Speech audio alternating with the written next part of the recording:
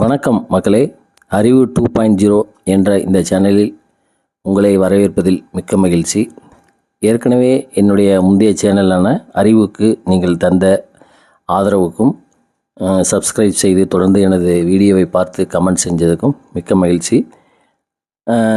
இந்த அறிவு 2.0 இந்த புதிய சேனல் ஒரு புதிய மாற்றத்துடன், அதாவது குறிப்பாக ரயில்வே தொடர்பான செய்திகள் அதிகமாகவும், மற்றபடி நாட்டு நடப்புகள் போன்ற பல விஷயங்களை இந்த சேனலில் நான் பதிவு செய்யலான்னு இருக்கேன். நீங்கள் என்னுடைய முந்தைய அறிவு சேனலுக்கு தந்த அதே ஆதரவை இந்த அறிவு 2.0 இந்த சேனலுக்கு தருவீங்கன்னு நான் நம்புகிறேன். முதல்ல பார்க்குற அனைத்து நல்ல உள்ளங்களும் இந்த சேனலை சப்ஸ்கிரைப் பண்ணி லைக் பண்ணி வச்சுக்கோங்க. குறிப்பாக ரயில்வே தொடர்பான செய்திகள் இந்த சேனலில் நிறையா வரும் அப்படிங்கிறத இங்கே நான் பதிவு செய்ய விரும்புகிறேன். இன்றைக்கி இந்த சேனலுடைய முதல் வீடியோ எதை பற்றி அப்படின்னா, செமி ஹை ஸ்பீட் ட்ரெயின், அதை பற்றி தாங்க நம்ம இந்த வீடியோவில் இன்றைக்கி பத்திரிகையில் வந்த செய்தியின் அடிப்படையில் நம்ம பார்க்க போகிறோம். அது என்னங்க செமி ஹை ஸ்பீட் ட்ரெயின் அப்படின்னா, இப்போ நம்ம பார்க்கக்கூடிய, அதாவது தமிழ்நாட்டில் பல ட்ரெயின்கள்லாம் இருக்குது. அதாவது சென்னை மெட்ரோ ரயில், அதே மாதிரி எலக்ட்ரிக் ட்ரெயின், அது ரேபிட் டிரான்ஸ் சிஸ்டம் அப்படின்னு பறக்கும் ரயில், இந்த மாதிரி பல ட்ரெயின்கள் இருந்தாலும், அதே மாதிரி வெளியூர் செல்லக்கூடிய சதன் ரயில்வே அந்த ட்ரெயின்லாம் இருக்குது. அந்த மாதிரி ஒரு இதில் இப்போ புல்லட் ட்ரெயின் கூட நம்ம இந்தியாவில் வர்றதுக்கான அகமதாபாத்து, மும்பை அந்த ஏரியாவில் இப்போ புல்லட் ட்ரெயின் கூட நடந்துக்கிருக்கு. அதற்கான வேலைகள் அந்த மாதிரி ஒரு காலகட்டத்தில் கடந்த மார்ச் மாதம் நம்ம தமிழ்நாட்டோட பட்ஜெட்டை தங்கம் தென்னரசு அவர்கள் தாக்கல் செய்யலை. பட்ஜெட்டில் தமிழ்நாட்டில் செமி ஹை ஸ்பீட் ட்ரெயின், அதாவது அதிவேக ரயில் போக்குவரத்து துவக்கப்படும் அப்படின்னு சொல்லியிருந்தார். அது என்ன செமி ஹை ஸ்பீட் ட்ரெயின் அப்படின்னா, இப்போ இயங்கக்கூடிய இந்த ட்ரெயின்லாம் மேக்ஸிமம் 130 km தான், வந்தே பாரத் உட்பட. இப்போ இந்த செமி ஹை ஸ்பீட் ட்ரெயினை பொறுத்த மட்டும் என்ன ஒரு சிறப்பு அம்சம் அப்படின்னா, இதுதான் இந்தியாவுக்கு ஏற்கனவே இப்போ இந்தியாவில் இருக்குது, மீரட்டில் அந்த சைடு ஓடிக்கிருக்குன்னு வச்சுக்கோங்களேன். அதே மாதிரி இந்த ட்ரெயினை தமிழ்நாட்டுக்கு கொண்டு வர்றதுக்கு அது ஒரு முயற்சி இப்போ நடந்துக்கிருக்கு. இப்போ இந்த ட்ரெயினோட ஸ்பெஷாலிட்டி என்ன அப்படின்னா, இது எல்லாமே பாலத்தில் தான், அதாவது மேம்பாலத்தில் தான் இந்த ரயில் தடங்கள்லாம் இருக்கும். அதோட இன்னொன்று, இந்த ட்ரெயினோட ஸ்பீடு 150லேருந்து 160 இருக்கும். இப்போ தமிழ்நாட்டில் மொத்தம் 3 பாதைகளில் இந்த ட்ரெயினை இயக்குறதுக்கு இன்றைக்கி டெண்டர் விட்டுருக்காங்க, சாத்தியக்கூறுகள்.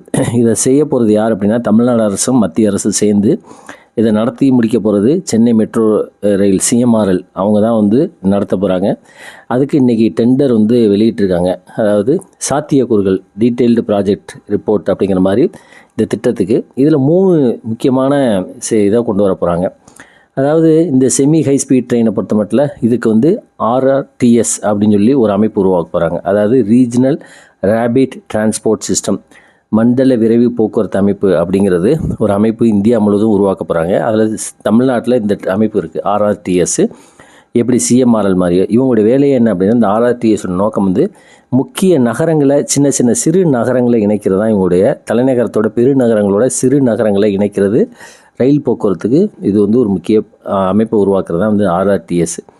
இது ஏன் சார் அப்படின்னு பார்த்தீங்கன்னா, இப்போ உள்ள ரயில்வே இதெல்லாம் தரையில் போகிறதுனால ஸ்பீடு கம்மியாக இருக்கும். இன்னொன்று பார்த்திங்கன்னா ரெஸ்ட்ரிக்டட். இப்போ வந்தே பாரத்லேயே பார்த்திங்கன்னா நிறைய ரெஸ்ட்ரிக்ஷன்ஸ் இருக்குது.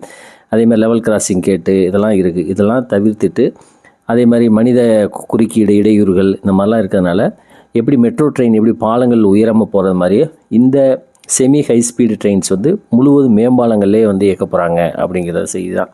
இதுதான் இதோட சிறப்பு அம்சங்கள். அதனால் ஸ்பீடு எவ்வளோ வேணுமாலும் அதுக்கு தகுந்த மாதிரி ரைஸ் பண்ணிக்கலாம். பெட்டிகள் 8 முதல் 15 வரை இருக்கும் அப்படின்னு சொல்லியும், சிறு நகரங்களை இணைக்கிறதா இதோட முக்கியமான திட்டம் அப்படிங்கிற மாதிரியும்.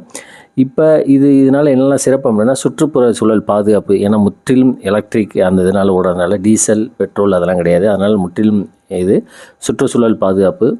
அதே மாதிரி குறைந்த நிறுத்தங்கள், ரொம்ப மோர் ஸ்டாப்பேஜ் இல்லாமல் குறைந்த நிறுத்தங்கள். அதே மாதிரி விரைவான ரயில் போக்குவரத்து ஸ்பீடு இருக்கிறதுனால இதெல்லாம் இதோட சிறப்பு அம்சங்கள். இப்போ இந்த டெண்டரில் இன்றைக்கி டெண்டரில் 3 ஊருக்கு நோட்டிஃபை பண்ணியிருக்காங்க. அது என்ன அப்படின்னா, சென்னை, செங்கல்பட்டு, திண்டிவனம், விழுப்புரம் 167 km. அதாவது சென்னை டு விழுப்புரம் இப்போ இருக்குது பார்த்திங்களா, அதே மாதிரி அதோடைய பேரலாக இந்த ரோட்டு போகிற மாதிரி சென்னை டு விழுப்புரம், சென்னை, செங்கல்பட்டு, திண்டிவனம், விழுப்புரம் 167 km. அதே மாதிரி சென்னை டு வேலூர் அது 140 km வயா காஞ்சிபுரம், இது 2வது. 3வது கோயம்புத்தூர் டு சேலம் வயா திருப்பூர், ஈரோடு, இது 185 km. இந்த 3 பாதைகளுக்கும் இன்றைக்கி வந்து இந்த டெண்டர், அதாவது ஃபீஸிபிலிட்டி சாத்தியக்கூறுகள் எப்படி இருக்க போகுது அப்படிங்கிறதுக்கு டெண்டர் கோரியிருக்காங்க. இதுக்கு 6 மாதம் இந்த டெண்டர் கோரப்பட்டு சாத்தியக்கூறுகள் இப்போ இது பண்ணதுக்கப்புறம் ஒரு டீட்டெயில்டு ப்ராஜெக்ட் ரிப்போர்ட் டிபிஆர் அப்படிங்கிறத ரெடி பண்ணி இது தமிழ்நாடு அரசு மத்திய அரசு கொடுத்து இது 2 ஷேர் பண்ணி இந்த திட்டத்தை செயல்படுத்துகிறாங்க. இதுக்கு வந்து 1000 கோடி ஆகும் அப்படின்னா கூட, ஏன்னா முழுவதும் பாலங்கள்லே போகிறதுனால இது வந்து ஒரு நல்ல வரவேற்பக்கத்தக்க திட்டம் அப்படின்னு கூட சொல்லலாம். அப்போ 3 route, Chennai to Villupuram, Chennai to Vellore, அதேமாரி கோயம்புத்தூர் டு சேலம் அப்படிங்கிறது தான் இது. அதனால் இது ஒரு நல்ல அருமையான திட்டம். இந்த திட்டம் வந்துச்சுன்னா கண்டிப்பாக வந்து பொதுமக்களுக்கு நிறைய பயன் கிடைக்கும். அதே மாதிரி ட்ரெயின் போக்குவரத்தில் வந்து இப்போ நிறையா வெயிட்டிங் லிஸ்ட், ஆர்ஏசி, அதே மாதிரி டெய்லி ட்ரெயின் வேணும், புதிய ட்ரெயின் வேணும், ட்ரெயின் வேணும்லாம் கேட்டுக்கிருக்காங்க பார்த்தீங்களா. அதெல்லாம் இல்லாமல் இது இந்த மாதிரி பொதுமக்களுடைய கோரிக்கைகள் நிறைவேறும். மீண்டும் நாம் அடுத்த வீடியோவில் சந்திப்போம். இந்த வீடியோ பிடிச்சிருந்தால் லைக் பண்ணுங்கள், ஷேர் பண்ணுங்கள். நன்றி, வணக்கம்.